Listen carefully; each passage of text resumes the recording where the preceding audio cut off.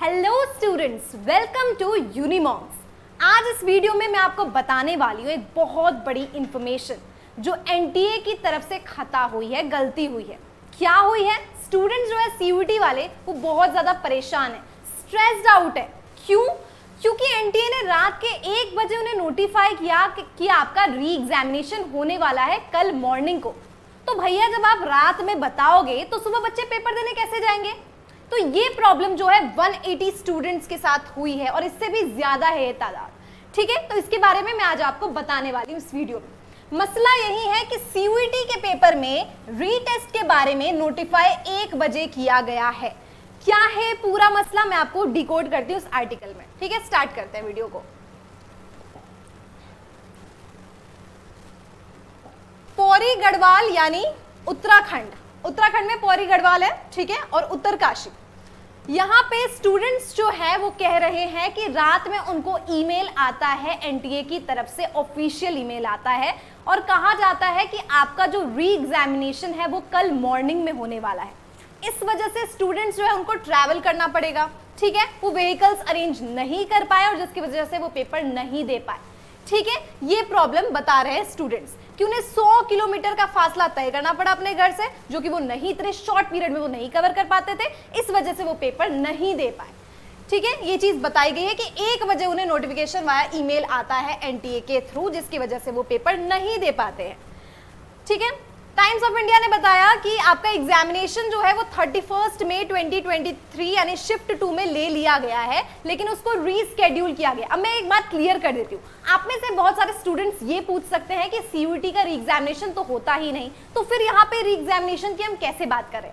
तो let me clear this doubt कि यहाँ पे री एग्जामिनेशन की बात इसीलिए हो रही है क्योंकि मैथमेटिक्स ऑनर्स का जब पेपर हुआ था तो वहां पे क्या हुआ था ना, एक टेक्निकल ग्लिच हो गई थी, जिसकी वजह से बहुत सारे स्टूडेंट्स को दूसरे डोमेन का पेपर जो है उनके स्क्रीन पर पॉप आउट हो रहा था और इसकी वजह से वो पेपर नहीं दे पाए। ऑब्वियसली आप प्रिपेयर किसी और के लिए करके गए हो, आप स्क्रीन पे कुछ और आ रहा है, तो इस टेक्निकल ग्लिच की वजह से बहुत स्टूडेंट्स पेपर नहीं दे पाए थे। इसीलिए एनटीए ने डिसाइड किया कि इसको रीस्केड्यूल कर दिया जाए और इस वजह से एक बहुत ही शॉर्ट पीरियड में एनटीए ने रिलीज किया अपना नोटिफिकेशन, जिसमें उन्होंने बताया रात के 1 बजे कि कल आपका पेपर रीस्केड्यूल हो गया है, कल आपका पेपर होने वाला है। ठीक है, इसी से रिलेटेड बताया गया कि पेपर ऑलरेडी 31 मई को हो चुका था। ठीक है, लेकिन इसे फिर से रीस्केड्यूल किया गया उन स्टूडेंट्स के लिए जिनके साथ ये टेक्निकल ग्लिच हुआ है। ठीक है, आगे बढ़ते हैं क्या है, आयुष चमोली जो है एक रेसिडेंट है गढ़वाल का। वो कहते हैं कि वो ट्रांसपोर्ट अरेंज नहीं कर पाए क्योंकि उनका सेंटर देहरादून में पड़ा था, जो कि 160 किलोमीटर है उनके घर से। ठीक है, उनका बीएससी मैथमेटिक्स एग्जाम था जो कि 31 मई को हेल्ड हो चुका है, जिसको रीस्केड्यूल कर दिया गया था संडे को, क्योंकि उनके फर्स्ट वन के साथ कुछ इश्यू था, वही इश्यू जो मैं टेक्निकल ग्लिच की बात कर रही हूँ। ठीक है, अब सोचो गढ़वाल से देहरादून 180 किलोमीटर का फासला होता है, उसको वो तय नहीं कर पाए ड्यू टू ट्रांसपोर्ट इश्यूज। ठीक है, ये एक एग्जाम्पल बताया गया है एक स्टूडेंट ने। आगे बढ़ते हैं, आगे देखते हैं कि और कौन कौन से प्रॉब्लम्स आई है। आयुष ने आगे भी बताया है कि उनको ईमेल आया था। अब देखो, उन्होंने रात में तो चेक किया नहीं, ठीक है, तो सुबह उनको उन्हीं के एक दोस्त ने बताया सुबह 6 बजे कि देखो ऐसा ऐसा हुआ है, आज ही पेपर आपको देना है। तो भाई 6 बजे पता उन्हें चल रहा है, तो किस तरीके से अरेंज करेंगे ट्रांसपोर्ट या किस तरीके से जो भी फैसिलिटीज है वो किस तरीके से पेपर देने के लिए जाएंगे? इस वजह से वो पेपर नहीं दे पाए। ठीक है, अब वो कन्वीनियंस उन्हें प्रॉब्लम हो गई। रिपोर्टिंग टाइम सेंटर का 11:15 था, फर्स्ट शिफ्ट था। अब फर्स्ट शिफ्ट में पेपर वो कैसे देने जाए? तो अब देखो 7 बजे भी अगर वो निकलते हैं बस से तो वो देहरादून 2 बजे पहुंचेंगे। ये मसला बहुत इंपॉर्टेंट है। ठीक है, बहुत क्रिटिकल है मामला। फर्स्ट शिफ्ट में उनका पेपर होना है, लेकिन कहाँ होना है? गढ़वाल में सेंटर नहीं दिया गया है, देहरादून में दिया गया है। रात को ईमेल निकलता, नोटिफिकेशन रिलीज की जाती है, ईमेल उनको मिलता है, लेकिन वो मॉर्निंग में उनको किसी फ्रेंड के थ्रू पता चलता है कि उनका जो पेपर है वो रीस्केड्यूल कर दिया गया है। अब गढ़वाल से देहरादून का जो ट्रैवलिंग टाइम है वो काफी ज्यादा है और 2 बजे तक हम अनुमान लगा सकते हैं कि वो पहुंच पाएंगे। तो कैसे वो पेपर देंगे? तो ये तो प्रैक्टिकली इम्पॉसिबल है और इस वजह से उनका जो क्रूशियल पेपर जो कि मैथमेटिक्स ऑनर्स का है वो उनका छूट जाता है। ठीक है, आगे बढ़ते हैं। एक और स्टूडेंट ने वैसे एक सिमिलर एक्सपीरियंस के बारे में बताया कि कोई भी वहां पे चांस ही नहीं था कि वो सेंटर पे पहुंच पाए टाइम से, ठीक है। इस वजह से बहुत स्टूडेंट्स का जो एग्जाम है वो मिस हो गया, क्योंकि स्टूडेंट्स ने अपना मेल जो है वो मॉर्निंग में ही देखा, ठीक है। पेपर मिस होने के बाद स्टूडेंट्स जो है वो बहुत वरीड है, ऑब्वियस सी बात है, इसलिए वो एनटीए को मैसेज कर रहे हैं, हेल्प के लिए गुहार लगा रहे हैं, ठीक है। तो एनटीए के थ्रू, मतलब एनटीए को बता रहे हैं कि हमारी ये सारी प्रॉब्लम्स हुई, आपने इतने शॉर्ट नोटिस पे हमें बताया, अब हम ट्रैवल कैसे अरेंज करें, ट्रैवलिंग इशूज़ हो रही है, जो भी सारी उनकी कॉम्प्लिकेशंस, जो भी प्रॉब्लम्स है वो उन्होंने एनटीए को बताया, ठीक है। और वो होप कर रहे हैं कि hopefully they will get a better solution, ठीक है। अब देखते हैं एनटीए क्या जवाब देती है इस पर।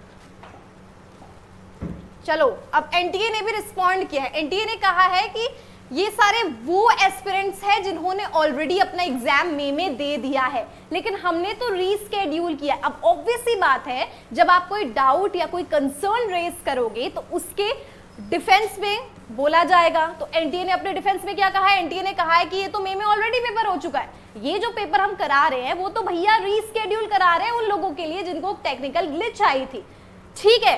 तो आपका तो मैथ्स का पेपर हो चुका है, लेकिन हम तो ऐसा सोच रहे थे ना कि उन स्टूडेंट्स का जिनका टेक्निकल ग्लिच हुआ है, जिनके कोई और पेपर अपलोड हुए हैं, है ना, उन स्टूडेंट्स के लिए चीज थी। तो ऑलरेडी आपने तो पेपर दे दिया है, फिर आपको किस तरीके से प्रॉब्लम फेस करनी पड़ रही है, राइट।